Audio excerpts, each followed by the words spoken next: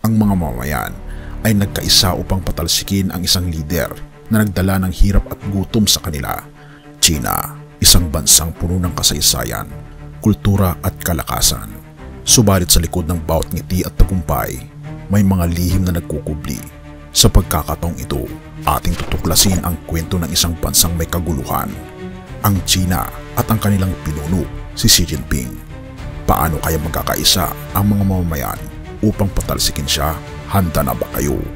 At magsisimula na tayo.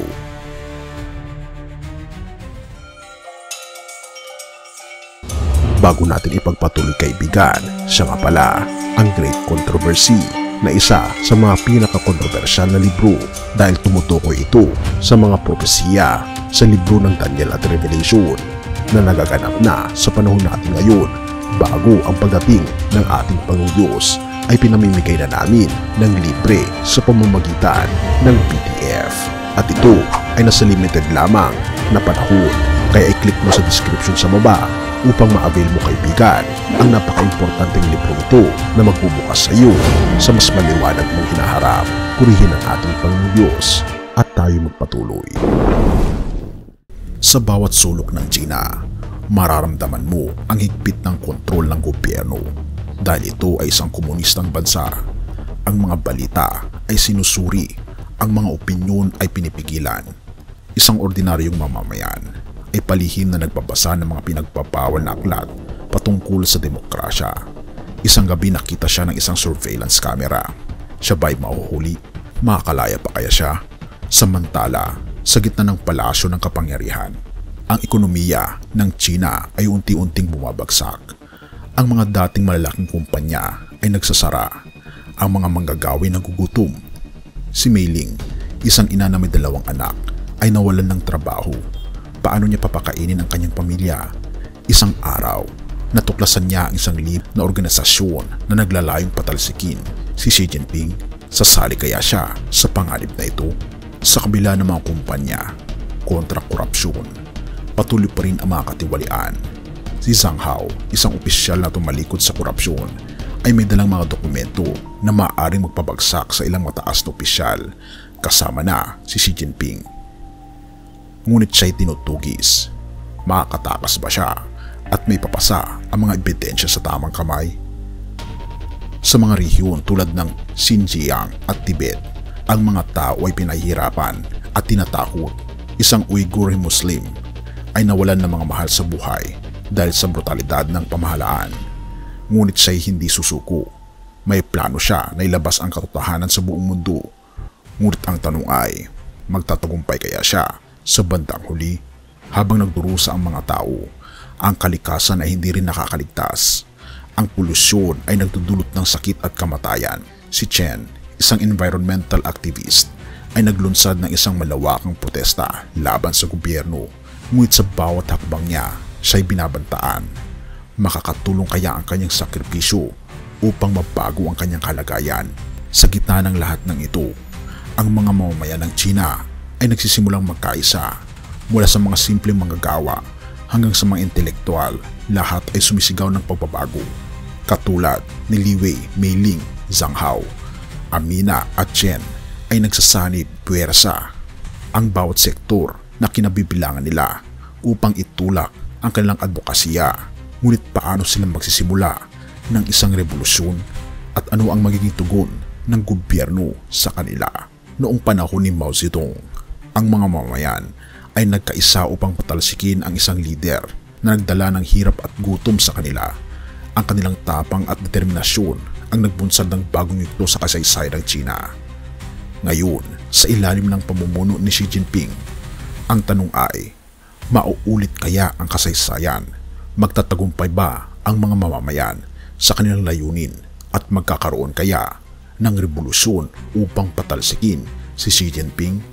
Ang kwentong ilustrasyon na ito ay sumasalamin sa totoong nangyayari sa China ngayon dahil napakaraming mga problema ang kinakaharap ng mga Chino. Una, ang mahigpit na kontrol at kawalan ng kalayaan.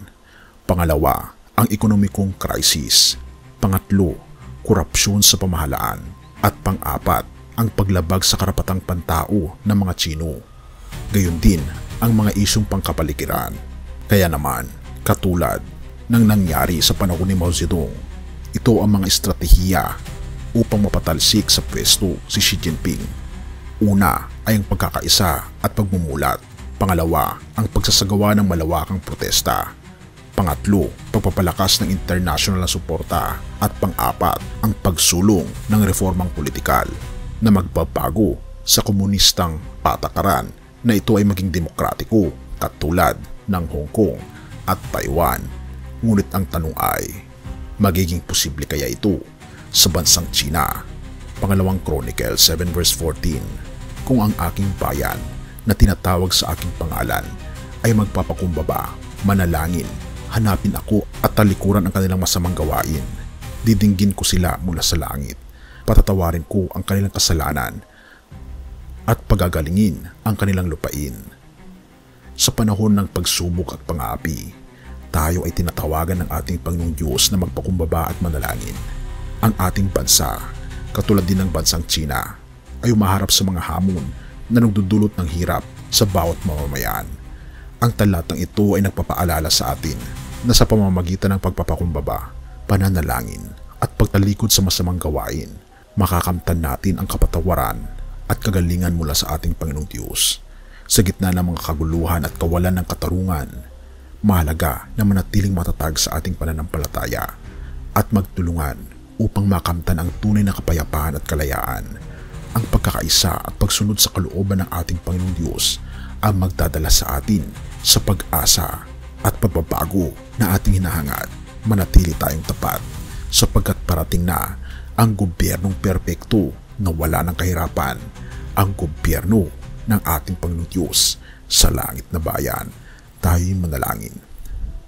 Ama naming Diyos na makapangyarihan sa lahat na nasa langit, sa oras na ito ng pagsubok at pangangailangan, kami ay dumudulong sa inyo. Inilalapit namin ang aming bansa at ang bawat isa sa amin na naghahangad ng kapayapaan at katarungan. Gayon din ang bansang China. Tulungan niyo po sila. Pinapanalangin po namin ang pamilya at ang bawat taong nanonood ng content na ito. Pagpalain niyo po sila at bigyan ng lakas ng loob, karunungan at pagmamahal na nagmumula sa iyo. Gabayan niyo po kami at magkaisa sa layuning magtagumpay laban sa anumang uri ng pang-aapi at kawalan ng katarungan. Tulungan niyo po kami na maging instrumento ng inyong kapayapaan at pag-asa. Naway maghari ang iyong kalooban sa aming mga puso at sa buong bansa. Gayon din sa ibang bansa katulad ng China. Panginoon naming Diyos, patawarin niyo po kami sa aming mga pagkukulang at pagkakasala. Pagalingin niyo po ang aming bayan, gayon din ang ibang bayan, at ibalik ang pagkakaisa at pagmamahalan. Sa inyo po namin itinataas ang lahat ng aming mga pangarap at hinaharap, at salamat sa pagdinig ng aming mga panalangin, at patawarin po kami sa lahat ng aming pagkukulang at pagkakasala, sapagkat ito ay may samot hiling sa matamis na pangalan ng aming Panginoong Hesus. Amen.